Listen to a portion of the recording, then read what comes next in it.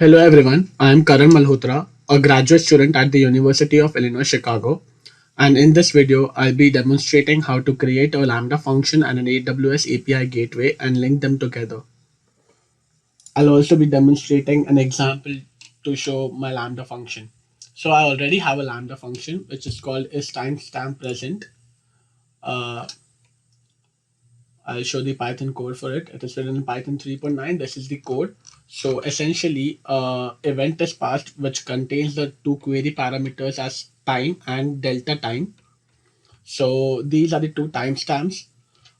So the processing happens that in such a way that the log file is read from the S3 bucket, and a binary search is performed on the log file, and if there is any log present within the time range of t minus delta t to t plus delta t, then we'll send the status code of 200 along with the MD5 hash code of the logs. And if there is no log present within that timestamp range, then we'll send a 404 error along with a message stating that no log was found. So this is a Lambda function, and we this is our AWS API gateway. And now I'll be demonstrating how to create one. So we'll go to Lambdas and we'll create a function.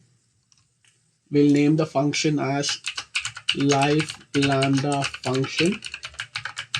The runtime would be Python 3.9, and we'll simply create a function.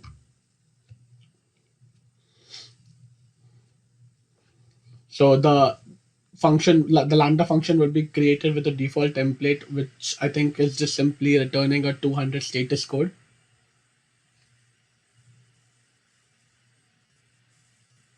Yeah, so this is simply a 200 status code. We'll just save it and we'll click on deploy. Yeah, we'll also go to the API gateway and create a new API gateway. It's a REST API that we are going to use. We'll click on build. The API would be named Live Gateway API, and we'll create the API. We'll create a resource to with the name is present is already there.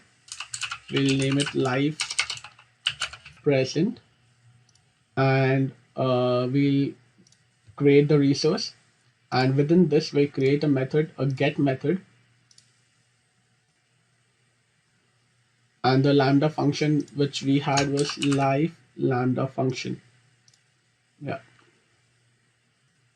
and we'll click on live lambda proxy integration, and we'll click on save,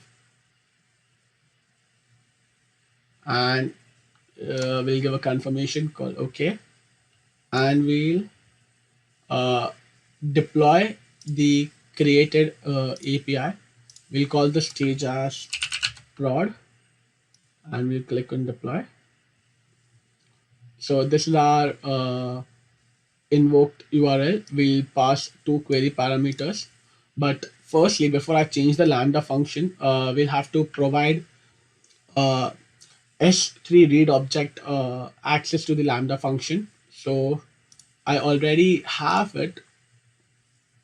I already have a role to provide access. So I'll click over here, view detail.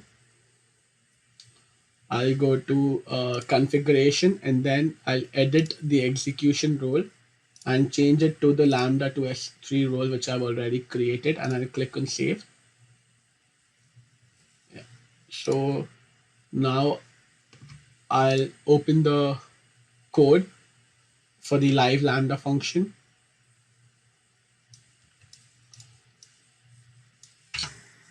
And over here, I'll simply copy this code, and we'll need a new file called config.ini.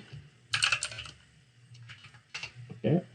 The content of them would be the bucket name and the file name.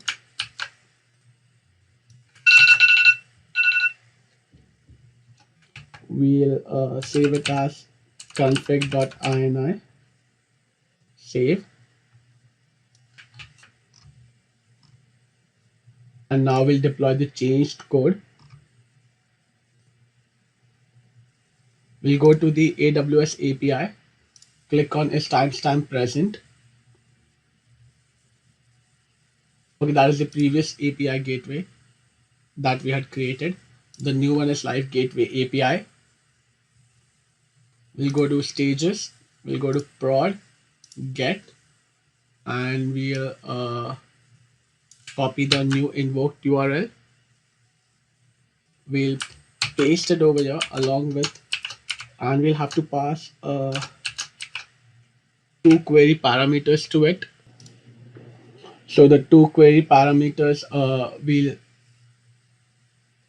fetch it from the log file. So I'll use the 235059, or actually I'll just use the 235105. Put it over here, and the delta will take it as 000002. So this would give us since logs are present in the time range, the MD5 hash of each log is returned along with a message called is present, called is equal to true, and we'll just give some other timestamp. And if we give a timestamp which is not present, then it will give a is present is equal to false along with the 404 error. So this is it for this video. Thank you.